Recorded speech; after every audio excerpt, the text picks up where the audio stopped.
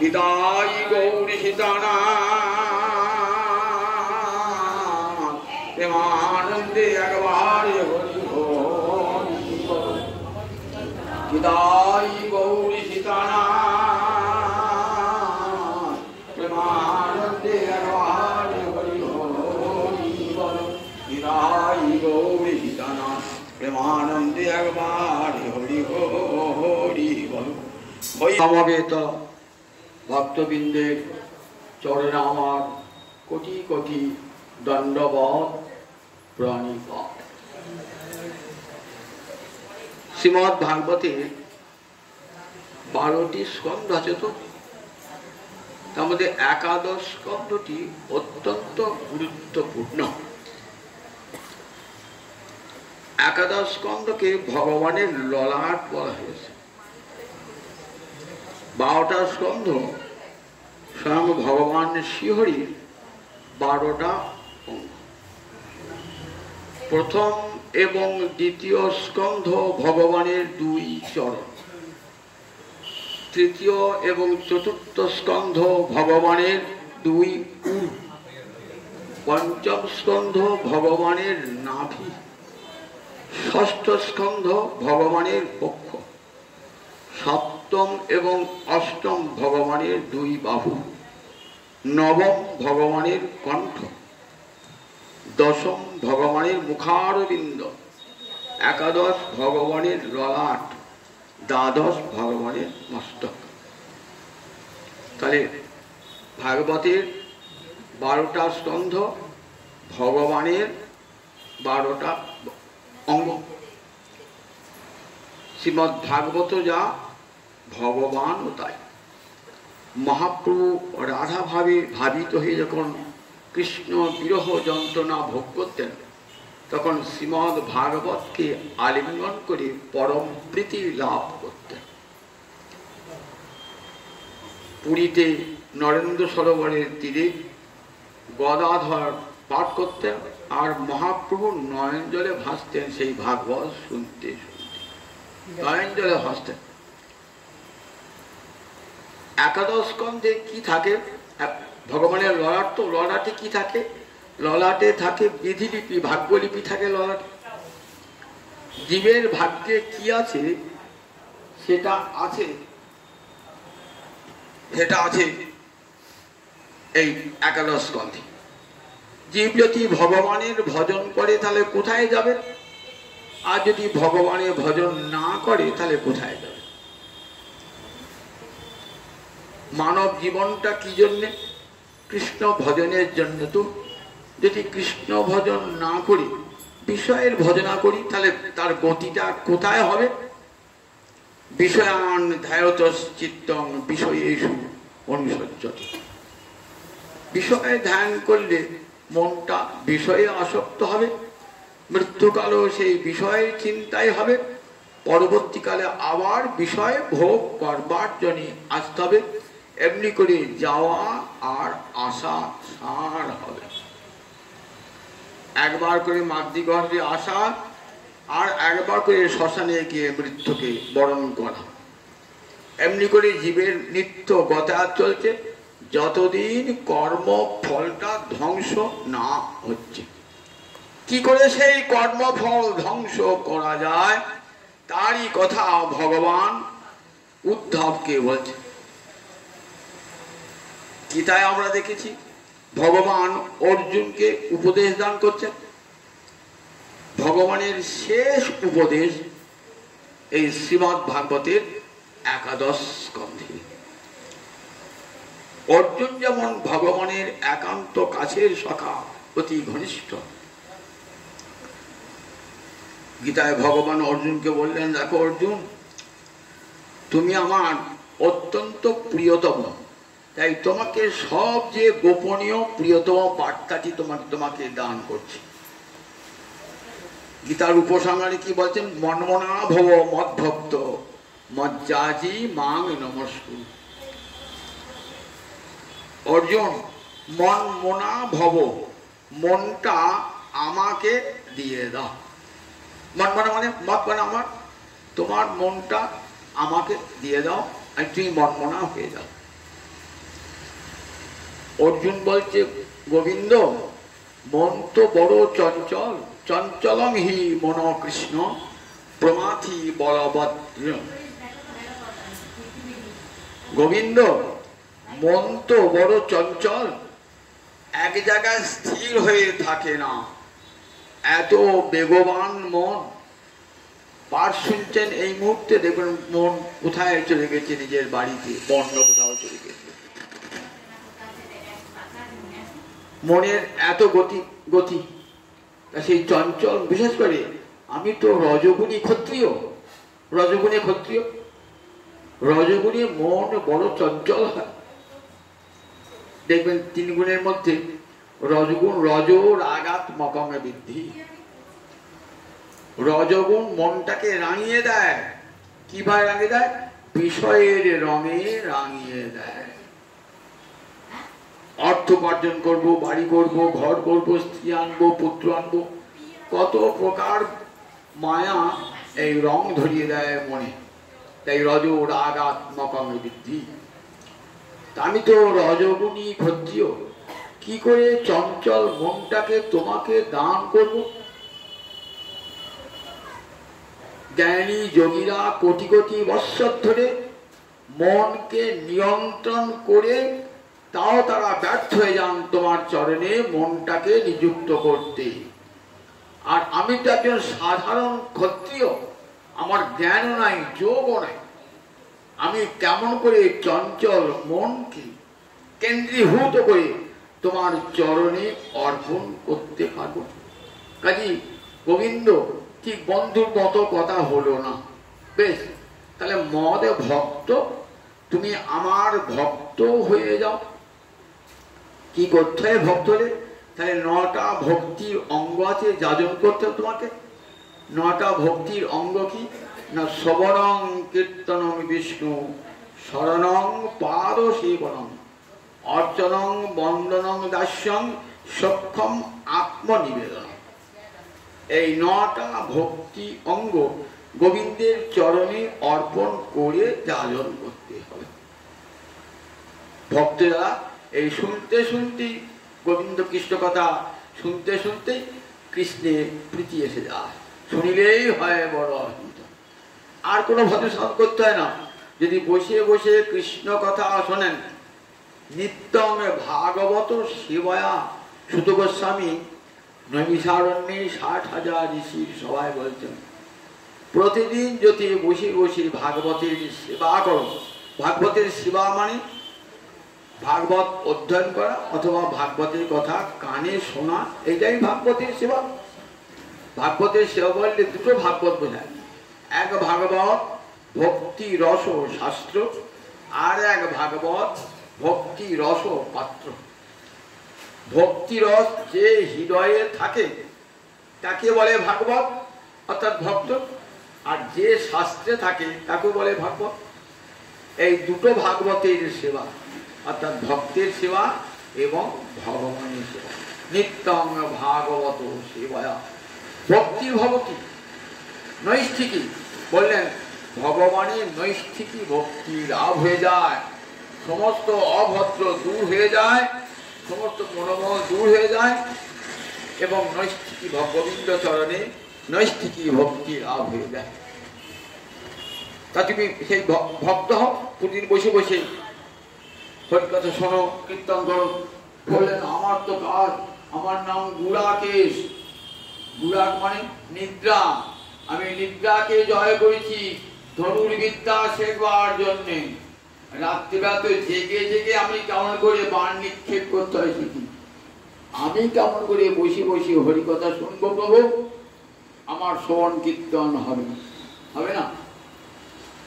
তাহলে মজ্জাদি, তাহলে আমাকে একটা করে তুলসী আর একটা করে পুষ্প অর্পণ করো প্রতিদিন, আমার যজন করো। বললেন, সিদ্ধি করতে গেলে সত্যগুণী হতে হয়, ব্রাহ্মণ হতে হয়। ব্রাহ্মণ মানে সত্যগুণে গুণান্বিত না হলে ভগবানকে অর্চনা করা যায় না। শাস্ত্রে বলেছেন, দেবভূত দেবং জয়। নিজে দেবতা না হলে কখনো দেবতাকে ভজন করা যায় না। আমি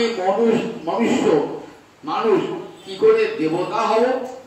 বললেন যদি সত্যগুণের উন্মেষ তোমার ঘটে, গুরুর কাছে দীক্ষা মন্ত্র গ্রহণ করে ভজন সাধন করো, তাহলে তুমি ওই ব্রহ্মাণ্ড শক্তি সম্পন্ন হবে তুমি, এবং তুমিও ব্রাহ্মণে হবে, তখন তোমার দেব পূজায় অধিকার জন্মাবে।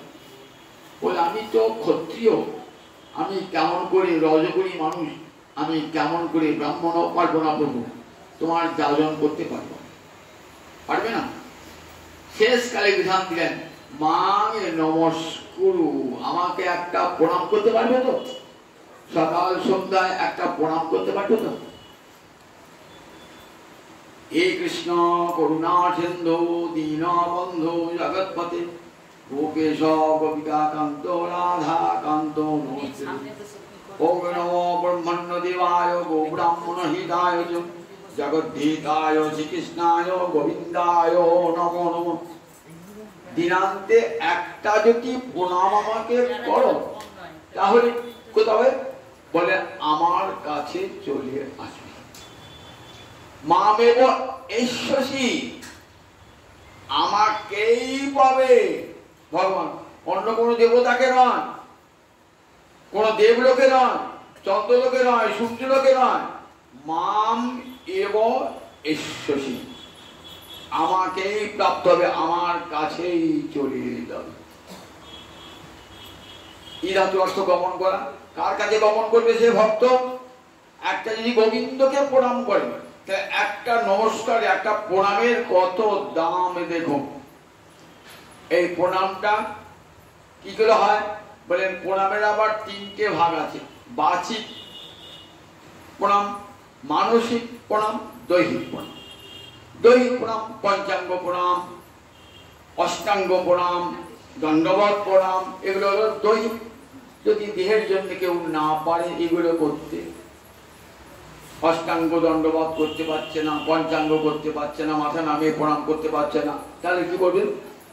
তা বললেন আমাকে বাচিক, আমাকে মুখে মুখে হে কৃষ্ণ করুণা সিন্ধু দীনবন্ধু জগৎপতি গোপেশ গোপীকান্ত রাধা কান্ত নমস্তুতে, এই বাক্য দিয়ে আমাকে প্রণাম জানাবে। যদি আমার বাক্য স্তব্ধ হয়ে যায় আর কথা বলতে না পারি প্রভু, তাহলে মানস প্রণাম করবে, মনে মনে আমাকে প্রণাম করবে।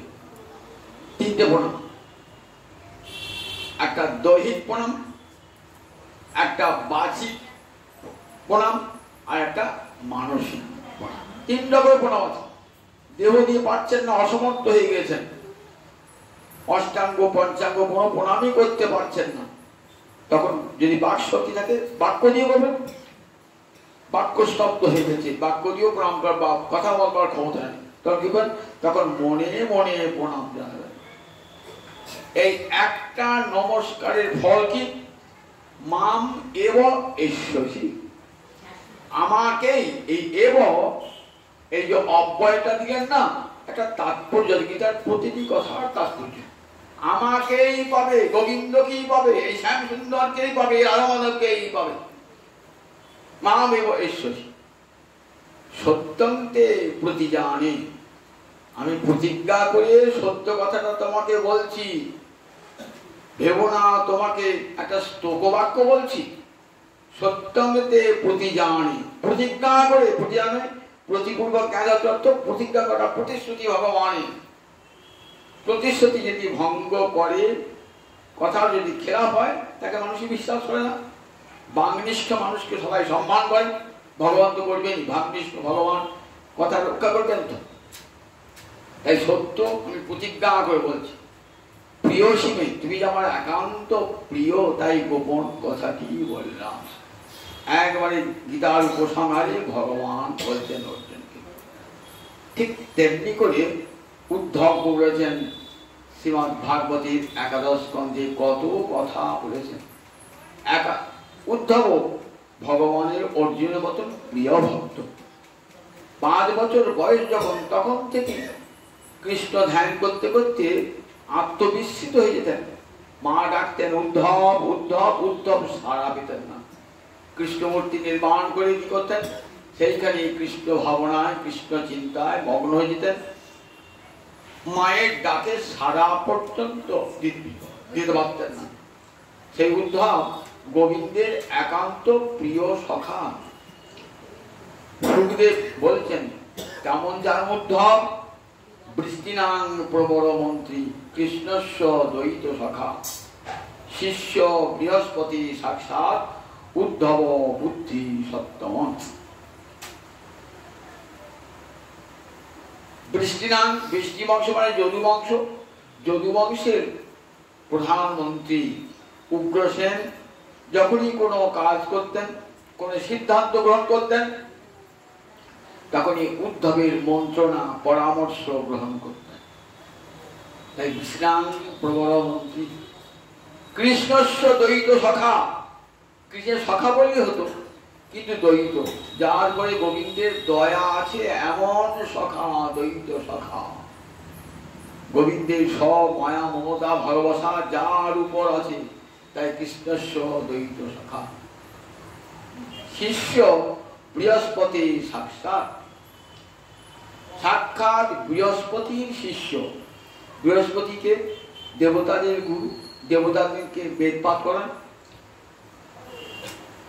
সেই দেবলোকে গিয়ে উদ্ধব বেদ বিদ্যা অর্জন করে এসেছে। এই জগতে নয়, স্বর্গলোকে গিয়ে দেবগুরু বৃহস্পতির কাছে গিয়ে বেদ বিদ্যা অর্জন করেছে। শিষ্য বৃহস্পতি সাক্ষাৎ উদ্ধব বুদ্ধি সপ্তম। সত্তর সৎ, সত্তর সপ্তম। বুদ্ধিতে উদ্ধবের সমান আর কেউ নাই। সেই উদ্ধবকে গোবিন্দ তার লীলাটি অপ্রকট করবার পূর্বেতে দ্বারকা মন্দিরে উদ্ধবকে মূল্যবান কথাগুলি বলে যাচ্ছেন শ্রীমদ্ ভাগবতের একাদশ স্কন্ধে। সেই জন্য এই অংশের নাম উদ্ধব গীতা, ভগবত উদ্ধব সংবাদ বা উদ্ধব গীতা। উদ্ধবকে যেমন অর্জুনকে উদ্দেশ্য করে ভগবান গীতা গান গেয়েছিলেন, ঠিক তেমনি উদ্ধবকে উদ্দেশ্য করে ভগবানও পরম উপদেশ দান করেছিলেন। সেগুলি আমাদের জন্যই। অর্জুনকে ভগবান যে উপদেশ দিয়েছে সেটা অর্জুনের জন্য নয়, অর্জুন তো নিত্য সিদ্ধ। অর্জুনকে উপলক্ষ করে বিশ্বের মানুষকে, জীবকে শিক্ষা দান করেছে। ঠিক তেমনি উদ্ধবকে উদ্দেশ্য করে বিশ্বের বিষয়ী জীবকে উপদেশ দান করেছে। বলছেন, দেখো উদ্ধব, জীবের স্বরূপটা ঢাকা আছে, তাই জীব আমাকে দেখতে পায় না। কখন দেখতে পাবে? যখন ওই মায়ার আবরণটা দূরে সরে যাবে। মায়া জীবের স্বরূপের উপর একটা আবরণ, পর্দা ফেলে দিয়েছে। এটা অবিদ্যার আবরণ। তাহলে সে ভগবানকে দেখবে কেমন করে?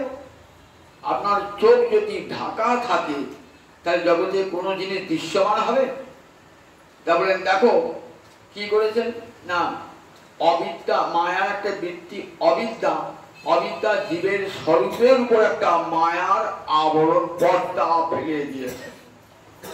এই মায়ার পর্দা যতক্ষণ সরে না যাচ্ছে, ততক্ষণ জীব ভগবানকে জানতে পারবে না এবং জীবের কল্যাণও হবে না। কেমন? যথা অগ্নিনা হেম মলমে জহাতি ধাতম পুনঃ সং ভজতে চরূপম। বললেন, দেখো, যথা অগ্নিনা হেম মলমে, হেম মানে সোনা। সোনা যখন খনি থেকে পাওয়া যায়, দেখবেন সোনাটা চকচক করে না, একবারে কালো পাড়া হয়ে আছে। স্বর্ণকারের দোকানে যে এলো, স্বর্ণকার পুড়িয়ে পুড়িয়ে পুড়িয়ে পুড়িয়ে সব খাদ দূর করে তখন দেখবেন সোনা ঝকঝক ঝকঝক করছে, সোনার আসল রূপটা বেরিয়ে যায়। তাহলে আসল রূপটা ঢেকেছিল কে? ওই বাইরের খাদেটা আসল রূপটা ঢেকে দিয়েছিল। স্বর্ণকার আগুন জ্বালিয়ে বারবার পুড়িয়ে তবে সোনার রূপটা বার করেছে। তথা আত্মা চ কর্মানুসরণে বিধুমা। ভক্তি যোগে ন ভজত তথমাম। বলেন ভক্তিও তেমনি একটা আগুন, জীবের স্বরূপটা ঢাকা আছে তো, তাই জীব জানতে পারে না আমি নিত্যকালের কৃষ্ণ দাস, এই স্বরূপটা সে জানে না। কি বলে আমি ব্রাহ্মণ, আমি ক্ষত্রিয়, আমি বৈশ্য, আমি শূদ্র, আমি উকিল, আমি ডাক্তার, আমি হাকিম, আমি অধ্যাপক, আমি নর, আমি নারী, কত রকম পরিচয় দেয়। বলেন এই যে পরিচয়গুলো এ তো দেহের পরিচয়। আমার আজ পুরুষ দেহ আছে, আর বড় জন্ম হয়তো নারী দেহ লাভ হবে। এই জন্মে যাদের নারী দেহ আছে, বড় জন্মে পুরুষ দেহ লাভ হবে। তাহলে দেহের পরিচয় কেউ পুরুষ কেউ নারী। আবার দেহের পরিচয় কেউ ব্রাহ্মণ, ব্রাহ্মণ করে জন্মিয়েছে, কেউ শূদ্র করে জন্মিয়েছে শূদ্র, কেউ ক্ষত্রিয় করে জন্মিয়েছে, তাহলে সেগুলো সব দেহের পরিচয়। কেউ চিকিৎসা করেছে দেহের পরিচয়, অধ্যাপক দেহের পরিচয়। মরার পর তো কার অধ্যাপক থাকবে না, শ্মশানে যে পুড়ে গেল কোথায় অধ্যাপক, সব সব চলে গেল। তাহলে দেখুন এই যে মায়ার দেওয়া উপাধিগুলো, এগুলো সব কি হয় না একদিন না একদিন শেষ হয়ে যায়। মায়া আমাদের জীবাত্মার উপরে এমনি করে মায়া একটা আবরণ হয়ে গিয়েছে, তাই স্বরূপটা ভুলে যায়। স্বরূপটা ভোলার ফলে কি হয়েছে, আমাদের বহু দুঃখ বহু কষ্ট ভোগ করতে হচ্ছে। কবিরাজ গোস্বামীপাদ কত সুন্দর করে এই বেদের তত্ত্বটি কেমন সুন্দর করে বুঝিয়ে দিল আমাদের। কৃষ্ণ ভুলি সেই জিহিবি অনাদি বহির্মুখ, অতএব মায়া তারে দেয় ভীষণ দুঃখ। কবু স্বর্গে ডুবায় কবু নরকে ডুবায়, দণ্ডজনে রাজা যেন নদীতে চুবায়। কৃষ্ণ ভুলি, ভগবানকে ভুলেছি বলেই তো মায়া অবিদ্যার আবরণটা আমার উপর দিয়েছে। আমি যদি কৃষ্ণ না ভুলতাম তাহলে কখনোই মায়া আমার উপর অবিদ্যার আবরণ দিতে পারত না। কার পারত না? কৃষ্ণ সূর্য সম মায়া হয় অন্ধকার, যাহা কৃষ্ণ তাহা নাহি মায়ার অধিকার। অন্ধকারটা কতক্ষণ থাকে? যতক্ষণ সূর্য ওঠে না। সূর্য যেই উঠল তখন কোথায় চলে গেল? অন্ধকার দূর হয়ে গেল। অন্ধকারে কোনটা বাড়ি কোনটা মানুষ চিনতে পারছেন না, আপনি কোনটা পশু চিনতে পারছেন না, কারণ অন্ধকার আপনার চোখের একটা পর্দা ফেলে দিয়েছে। যেই সূর্য উঠল পর্দাও সরে গেল, দেখতে পাচ্ছেন এটা বাড়ি, এটা ঘর, এটা মানুষ, এটা পশু, এটা পাখি, এটা বন, এটা জঙ্গল, বুঝতে পারছেন? ঠিক তেমনি মায়া তো অন্ধকার, কি করেছেন? আমার উপরে একটা পর্দা ফেলে দিয়েছেন। কাজে আমি জানতে পারছি না আমি কে, জানতে পারছি না। কি করে আমি আমার স্বরূপটা আমি জানবো? মুন্ডক শ্রুতি একটা সুন্দর করে আমাদের একটা উদাহরণ দিয়ে বুঝিয়ে দিয়েছেন। দাস উপর্ণা সজুজা সখায়া সমানং বৃক্ষং পরিশস্য জাতি, তয়োরণ্য পিপ্পলমে সাধুবর্তী অনস্নন অন্য অভিচাপসিতি, সমানে বৃক্ষে পুরুষ নিমগ্ন অনিশয়া শোচতি মুচ্যমান, দুষ্টমে যদা পশ্যতি অন্যমীশম পশ্য মহিমানম ইতিবিত শোকম। মুন্ডক একটা উপনিষদের নাম। উপনিষদ হলো বেদের সার। উপনিষদ নাম বেদান্ত, বেদের সার কথা, অন্তভাব সার কথাটি বলেছেন উপনিষদ। সেখানে মুন্ডক উপনিষদ আমাদের জীবের স্বরূপটা তুলে ধরলেন। দাস উপর্ণা, এই যে দেহ একটা বৃক্ষ, এই দেহ বৃক্ষে দুটো পাখি বসে আছে, একটা জীব পাখি একটা শিব পাখি, জীবাত্মা আর পরমাত্মা দুটোই আছে এই দেহ বৃক্ষে। দাস উপর্ণা দুটোই কিন্তু সমান যোগ্যতা সম্পন্ন এবং বন্ধু। সুপর্ণা মানে পাখি, সুন্দর পর্ণজাহাজ। দাস উপর্ণা সজুজা সখা, সমান যোগ্যতা সম্পন্ন এবং সখা। দাস উপর্ণা সজুজা সমানং বৃক্ষং, একই দেহ বৃক্ষকে আশ্রয় করে জীবাত্মা রয়েছেন, পরমাত্মা রয়েছেন, ভগবানও রয়েছেন, জীবাত্মা রয়েছেন, জীব রয়েছে, জীব আছে, শিব আছে। কিন্তু কি আশ্চর্য, সমানে বৃক্ষে পুরুষ নিমগ্ন। একই গাছের থেকেও একটা পাখি আর একটা পাখিকে দেখতে পাচ্ছে না। জীব পাখিটা শিব পাখিটাকে দেখতে পাচ্ছে না, দেখতে পাচ্ছে না। তাই কি করছে? তয়োরণ্য পিপ্পলং সাধুত্তি, ওই জীব পাখিটা কর্মফল ভোগ করছে। পূর্ব পূর্ব জন্মের যত কর্ম, সেই কর্মের ফল সে ভোগ করে যাচ্ছে। যত দিন পর্যন্ত কর্ম ক্ষয় না হচ্ছে, ততদিন তার পৃথিবীতে আসা আর যাওয়া। আর পরমাত্মা, সে পরমাত্মা কেমন না, পরমাত্মা কেমন বলছি অভিচাকসিত দ্রষ্টা। সে দ্রষ্টা হয়ে পরমাত্মা কি করছে? দ্রষ্টা হয়ে পরমাত্মা দেখছে, জীবের কর্মফলের সাক্ষী হয়ে রয়েছে। সে কিন্তু কোনো কর্মফল ভোগ করে না, কিন্তু জীব পাখিটা কর্মফল ভোগ করছে। সমানের বৃক্ষে পুরুষ নিমগ্ন, একই গাছে বসে আছে, অনিশয়া শোচতি মুচ্যমান, কিন্তু সে ভগবানকে দেখতে পাচ্ছে না। অনিশয়া, ভগবানকে দেখতে পাচ্ছে না বলে শোচতি মুচ্যমান, মোহগ্রস্ত হয়ে শোক করে, দুঃখ করে। কত এই সংসারে এসে কত দুঃখ তাকে ভোগ করতে হয়। আধ্যাত্মিক, আদিদৈবিক, আদিভৌতিক, এই ত্রিবিধ দুঃখ তাকে নিরন্তর ভোগ করতে হয়। জগতের এমন কেউ নাই যে দুঃখ ভোগ করে না। আছে দুঃখ, মৃত্যু, যন্ত্রণা সবার আছে। প্রিয়জনের বিরহে আমরা সবাই কাঁদি, সামান্য বৈষয়িক সুখে আমরা সবাই উল্লসিত হই, আবার সেই সুখ যখন চলে যায় তখন হাহাকার করি। তাই জগতের সবাই কিন্তু এই মায়ার দেওয়া বিষয়ের সুখ দুঃখে কখনো উদ্বিগ্ন, কখনো উল্লসিত হয়ে থাকে। অনিশয়া শোচতি, শোকটাই বেশি। অনিশয়া মানে ভগবানের দিকে মুখটা নাই বলি। অনিশয়া শোচতি মানে শোক করে, উচ্চমান মোহগ্রস্ত, প্রিয়জন হারালে কাঁদি, শোক করি। কিন্তু কে তোমার প্রিয়জন?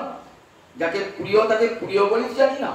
ভগবান আমার এত প্রিয় নিজের জন, তাকে তো প্রিয় বলে জানি না। জগতের স্ত্রী পুত্র এদিকে আমরা প্রিয় বলে জানি।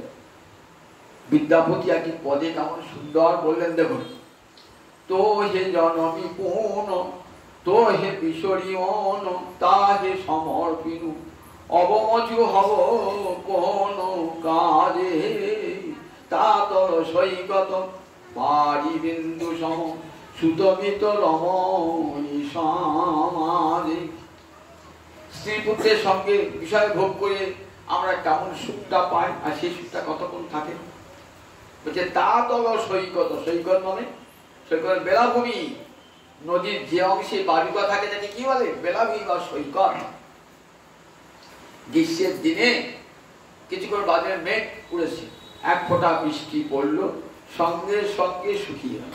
সঙ্গে সঙ্গে বৃষ্টি আর খুঁজে বৃষ্টির চিহ্ন পেলেন না, রোদের তাপে কোথায় বৃষ্টি চলে গেছে।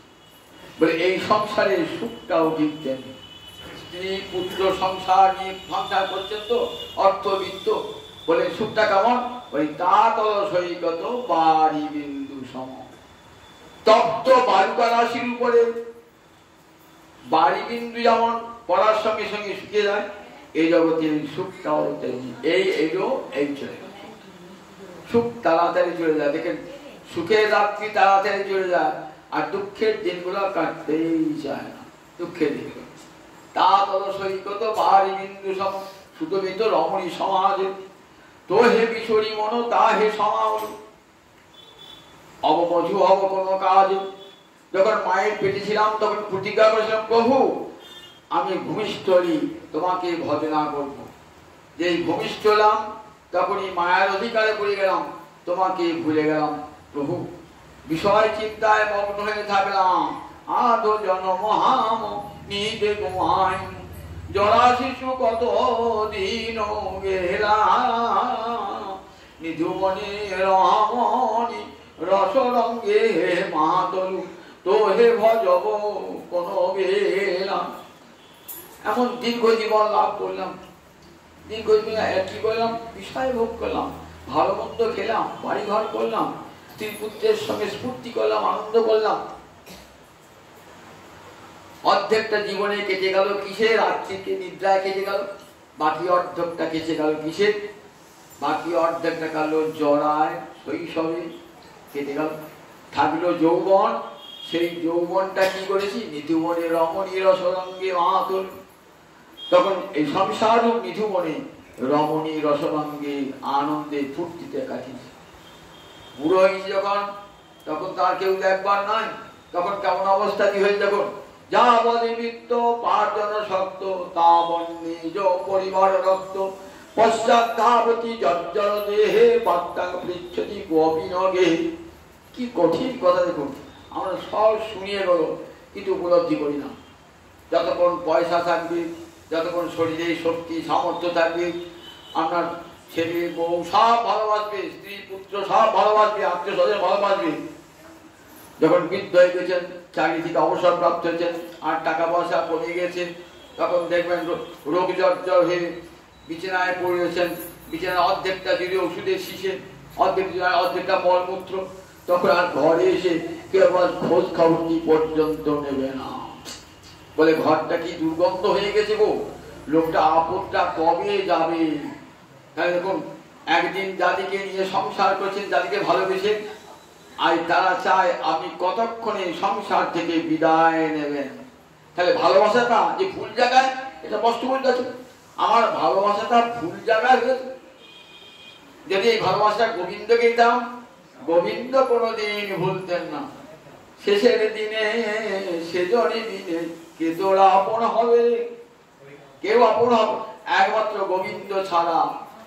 আমি যদি কৃমিকীট হয়ে জন্মাই, গোবিন্দ আমার সঙ্গে থাকবেন, পরমাত্মাকে থাকবেন, জীবাত্মাকে থাকবেন। আমি পাখি হই, পশু হই, কীট হই, পতঙ্গ হই, গোবিন্দ আমাকে কোনোদিন ত্যাগ করবেন না। কিন্তু এই জগতের স্ত্রী পুত্র সবাই আমাকে ত্যাগ করবে, তাদের সঙ্গে সম্বন্ধ আগেও ছিল না, পরেও থাকবে না। অথচ তাদের জন্য কি করেছি, আমি গোবিন্দ ভজন করি নাই, সারাটা জীবন পেয়েছি তাদের সুখের জন্য, তাদের সুখের জন্য। দেখুন এই সংসার কেমন, দেখুন সংসার দুঃখালয় অশাশ্বতম, দুঃখের আলয়, তথাপি সেই সংসার আমাদের আকর্ষণ। কেমন মরুভূমিতে উঠে কাঁটা খাওয়ার মতো, মরুভূমিতে উঠে কাঁটা ঘাস, কাঁটা ঘাস খায়, কাঁটা যখন মুখে ঢোকে না, মুখ দিয়ে রক্ত বার হয়, মনে করা যাবো না, আমার যে খিদে পেয়ে যায় না, আবার কাঁটা ছবিতে খেতে যায়, আমাদের ঠিক তাই। মাঝে মাঝে সংসার থাকে, শ্মশান বৈরাগ্য আছে, আর সংসাধন করবো বা বৃন্দাবনে থাকবো, ওখানে থাকবো, শ্মশান বৈরাগ্য। কিছুদিন বাজে আবার নিজের স্ত্রী পুত্রের কথা মনে পড়ে যায়, চলে আসে। এই বৈরাগ্য স্থায়ী হয় না, স্থায়ী হয় না। তাই রঘুনাথ দাস গোসাইকে মহাপ্রভু বলেন, যাও দেখো যথাযোগ্য বিষয় ভুঞ্জ অনাসক্ত হইয়া বিষয়ে থাকো ক্ষতি নাই।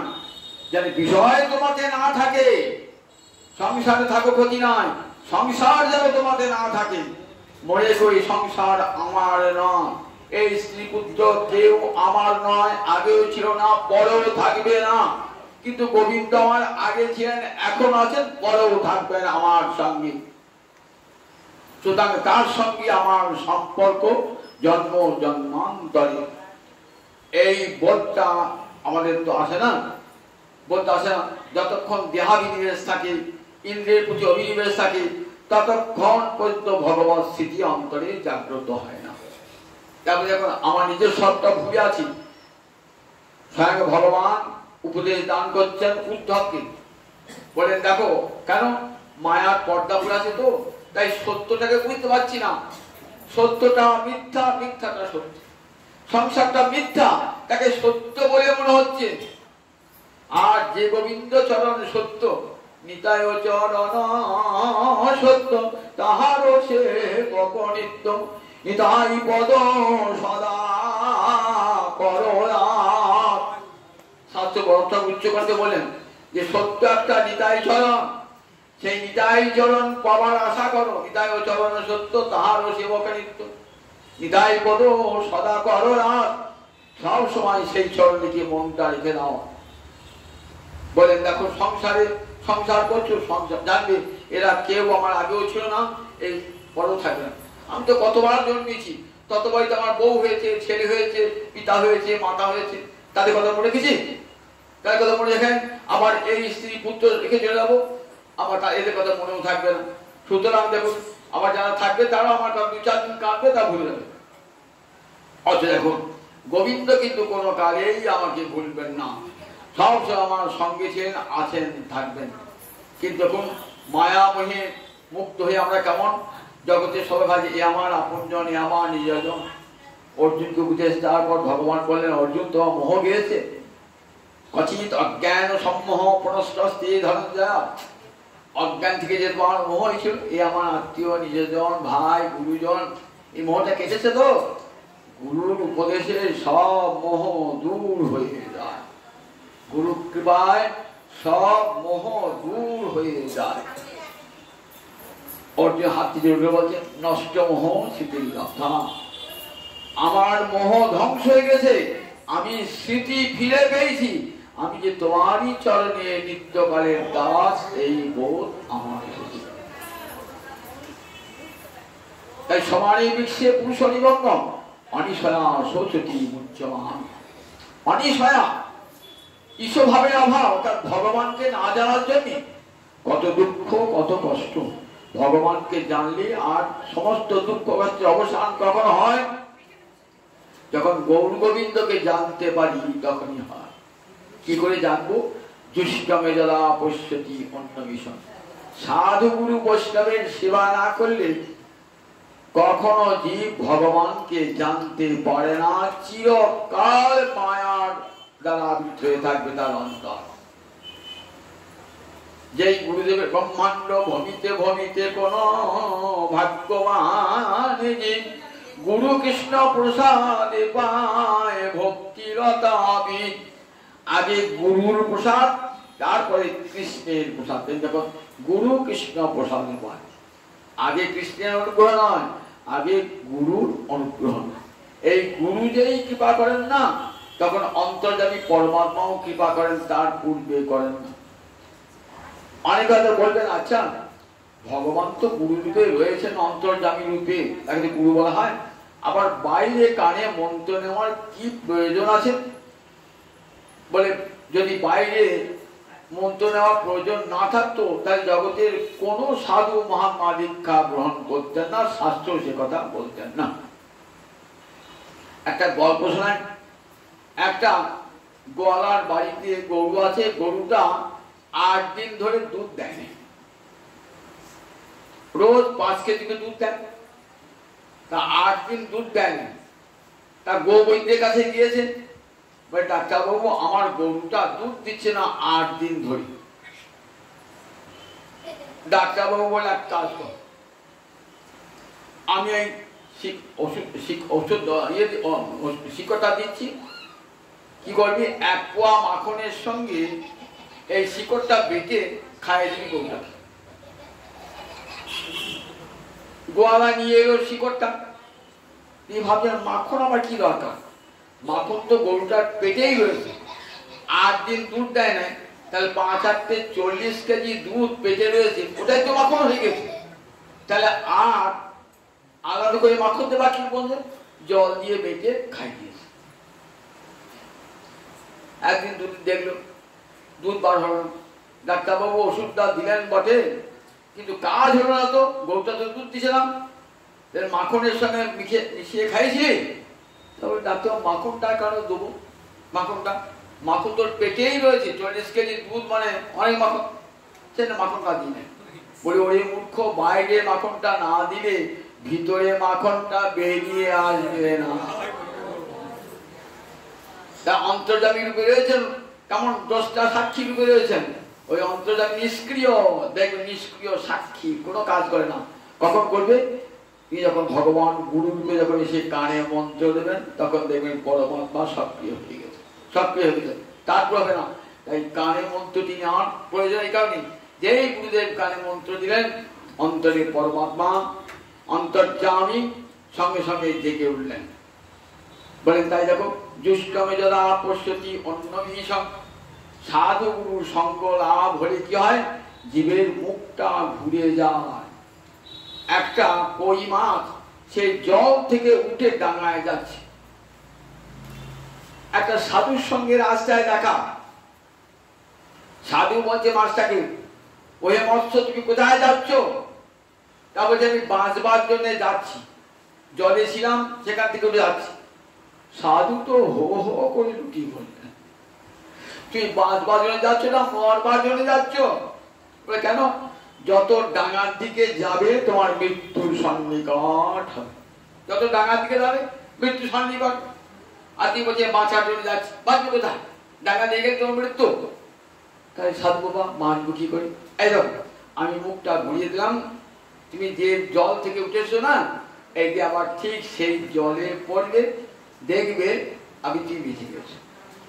তাই জীব এসেছে কোথা থেকে? গোবিন্দ পাদ পদ্ম থেকে জীব এসেছে, গোবিন্দ পাদ পদ্ম জীব এসেছে।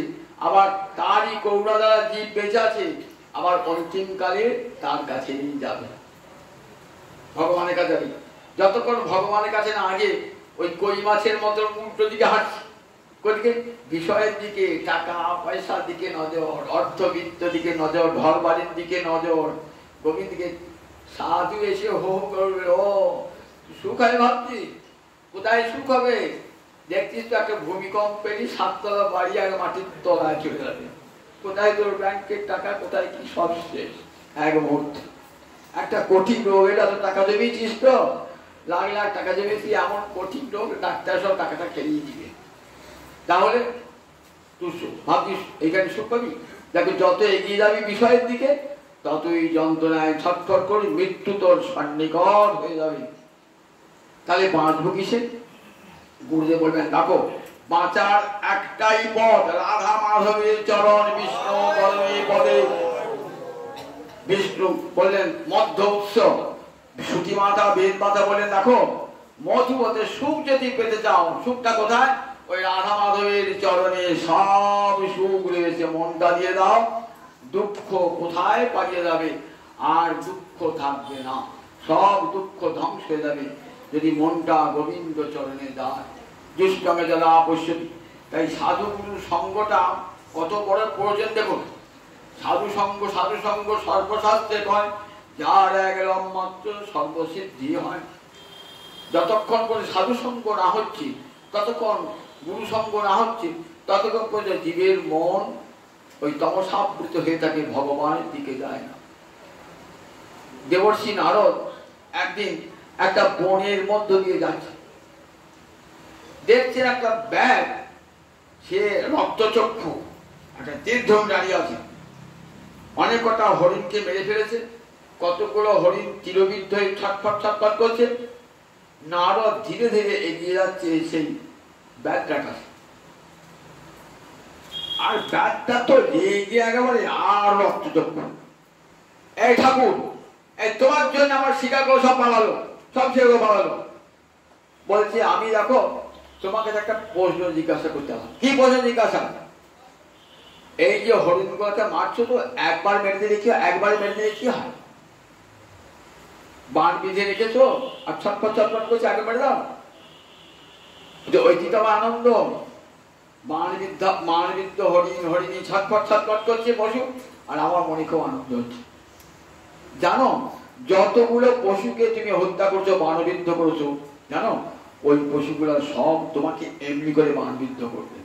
দেখবে নারদ যোগ বলে দেখাবেন যে জমালয়ে দাঁড়িয়ে আছে সেই মানবিদ্ধ হরিণগুলো অস্ত্র হাতে, কখনো এই ব্যাগটা আসবে আমাকে যেমন বিদ্ধ করেছে তেমনি করে ওকে বিদ্ধ করবে।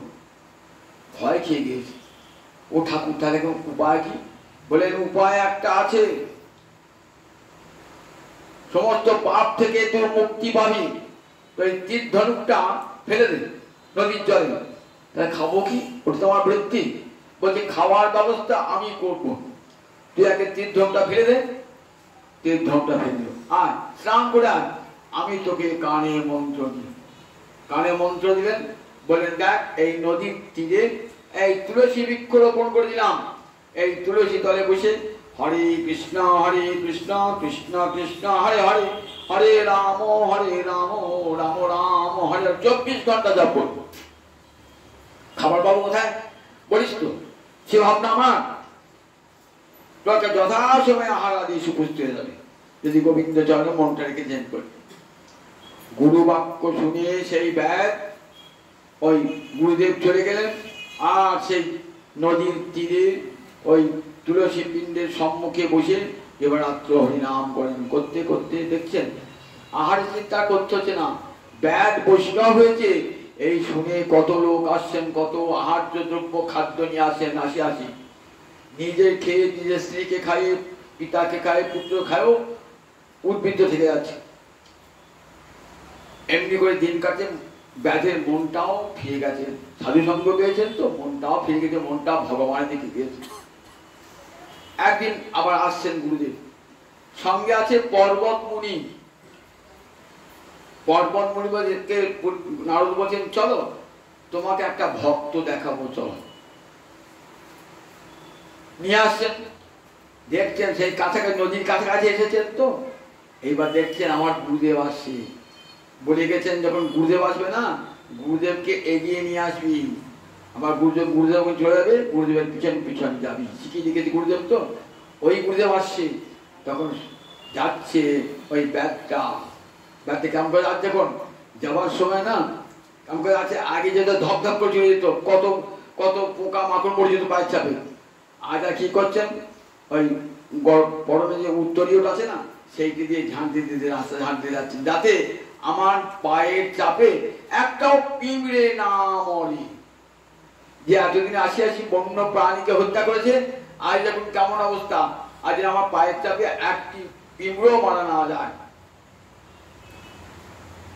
পর্বতকে দেখাচ্ছেন, দেখেছো হিংস্র ব্যাগ তার কি পরিবর্তন। পর্বত মুনি বলছে এখন তোমার কৃপা পেয়েছে তো, সাধুর কৃপা লাভ হয়েছে।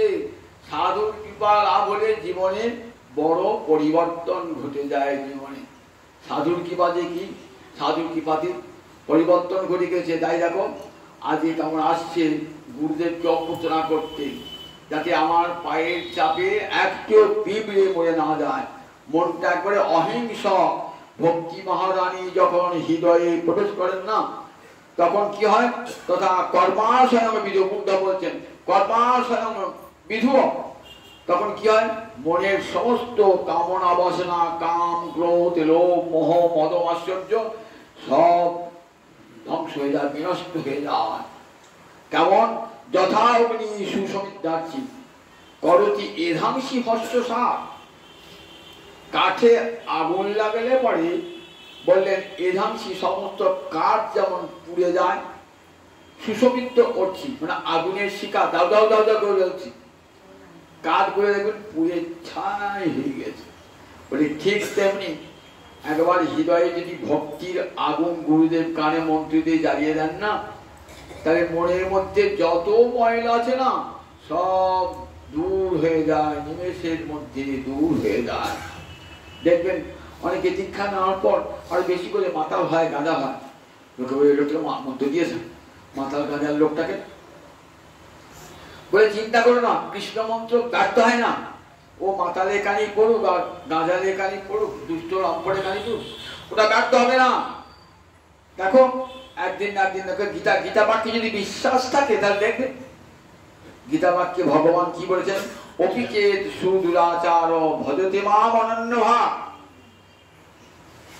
অপিচেত দুরাচার, শুনেছেন কোথা, যে দুরাচারী ভক্ত, দুরাচারী জ্ঞানী হয় না দুরাচারী যোগী হয়। কিন্তু ভক্ত যদি দুরাচারীও হয়, অপি মানে ও, অপিচেত যদি ভক্ত যদি দুরাচারীও হয় তাহলে কি হয়, বলে চিন্তা করো সাধুর এব সমন্তব্য, তাকে সাধু বলেই জানবি। লোকটা চোর ডাকাত লম্পট, আমি সাধু বলে জানবো? হ্যাঁ সাধু বলে জানবে। আমি মনে করি সাধুর এব সমন্তব্য মানে মনে করা উচিত। গোবিন্দ যখন মনে করেন আমার মনে করা উচিত সাধুর এব সমন্তব্য, তাকে সাধু বলে জানবে। কারণ সম্যক ব্যবসিত হিসাব, তার প্রতি কথা এত দামি এত মূল্যবান না, খুঁটিয়ে খুঁটিয়ে বলবেন না, তার কত আনন্দ পাবেন। সম্যক ব্যবসিত হিসাব বলেন ঠিক জায়গায় বুদ্ধিটা বসে গেছে। কিরকম বলে মাতাল হোক লম্পট হোক, ওর বুদ্ধিটা দেখো গোবিন্দ চরণে ঠিক জায়গায়, ত্রিপুত্রে বসে নাই, ঠিক জায়গায় বসেছি। দেখো ফল পেয়ে যাবে কেমন, ক্ষিপ্রাং ভবতি ধর্মাত্মা সৎ শান্তি গচ্ছ, ও তাড়াতাড়ি ধর্মাত্মা হয়ে যাবে। ভবতী বলেন বর্তমানকালে কিরা দিলেন, হবে বলে ভবিষ্যৎ হতো তো, ভবিষ্যতে বলে না এত তাড়াতাড়ি হবে, বর্তমান কালিতে হবে। ক্ষিপ্রং ভবতি ধর্মাত্মা সৎসৎ শান্তি গচ্ছতি, চিরন্তন সুখী সে হবে, চিরন্তন সুখী সে হবে।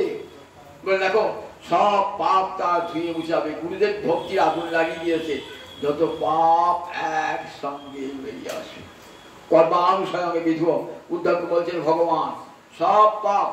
দেখবেন বিজয় ঘোষ গোস্বামী সদ্গুরু বলে একটি গ্রন্থ আছে, সেখানে বিজয় গোস্বামী বলছেন যে দেখো আমার একটা লোক একদিন গিয়ে দেখছে একটা বন থেকে একটা বন্য শুয়োর বেরোলো, পরের দিন দেখছে একটা মাথা হাতি বেরোলো, তারপর দিচ্ছে ভয়ঙ্কর একটা বিষধর সাপ বেরোলো, তারপর দিন গিয়ে দেখছে একটা সিংহ বেরোলো, তারপর একটা বাঘ বেরোলো।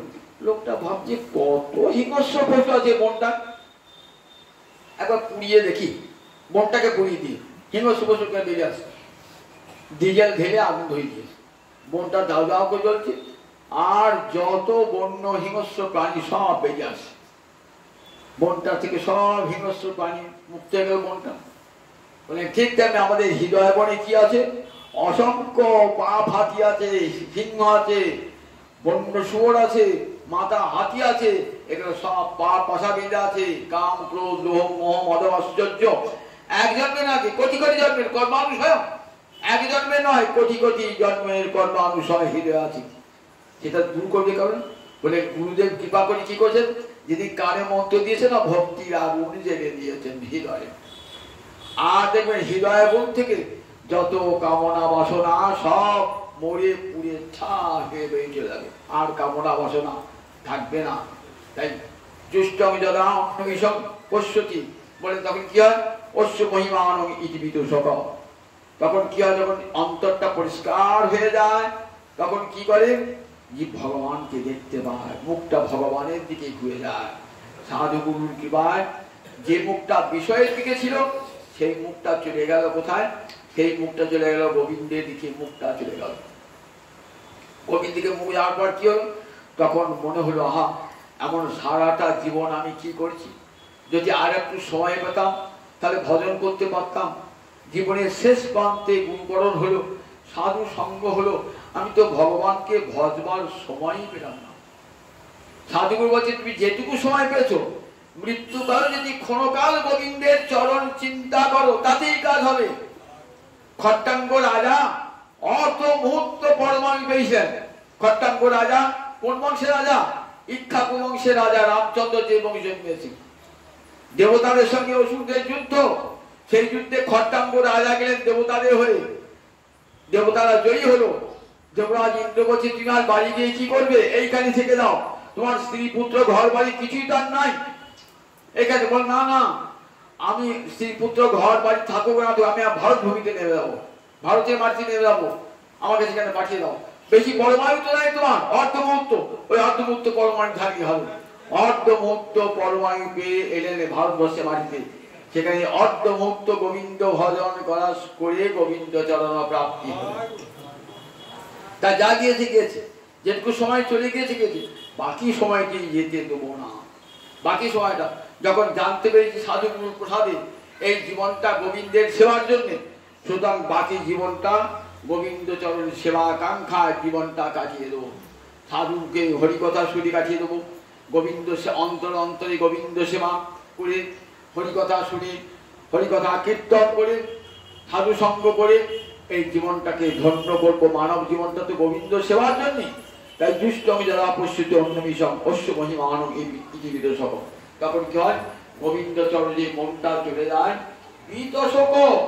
বিতশোক মানে আর শোক মোহ ভয় কিছুই থাকে না, এক শোক মোহ সব দূর হয়ে যায় যখন মনটি গোবিন্দ চরণে। তখন মনে হয় কে আমার কাঁদে কান্তা কষ্টে পুত্র সংসার অতীব বিচিত্র, কে আমার বউ, কে আমার ছেলে, কে আমার পিতা, কে আমার মাতা, সংসার অতীব বিচিত্র। এই বোধ অন্তরে জাগ্রত হয়ে যায়, তখন সব মায়া চলে গিয়ে গোবিন্দ চরণে মায়াটা চলে যায়। দেখবেন কোন ভাগবতে কুঞ্চি একটা স্তব আছে, কুঞ্চি শেষে বলছেন দেখ বাবা তুই চলে যাবি, তোকে তো আটকাতে পারবো না, তুই চলে যাবি, তা যাবার আগে পিসিমাকে একটা বর দিয়ে দাও। কি বর দেবে, তা বলছেন দেখ, একবার যদুকুলের প্রতি আমার ভালোবাসা আছে, আবার পাণ্ডবরা আমার সন্তান বলে তাদের প্রতি আমার ভালোবাসা আছে। আমার দু জায়গাতেই মন টানে। একবার ভাইয়ের সংসার, বসুদেবের সংসার, তাও তো আমার নিজজন, তাদের জন্য মনটা খারাপ করে। আবার আমার পঞ্চপাণ্ডব পুত্রের জন্য মনটা খারাপ করে। তা কি করতে বেশিরভাগ বলছে ওই দু জায়গা থেকেই মনটা সরিয়ে নেওয়া, আমার দু জায়গা থেকে। তাহলে মনটা তুমি কোথায় দেবে? একমাত্র তোকে দেবো মনটা, আর আমাদের কোথাও যেন না থাকে। দেখেছেন তো কুঞ্জের জগৎকে শিক্ষা দিলেন, যত আত্মীয় স্বজন থাকে না কেন মনটা সেখানে দেবে না, মনটা সরিয়ে নিয়ে গোবিন্দ চরণে দিয়ে দেবে।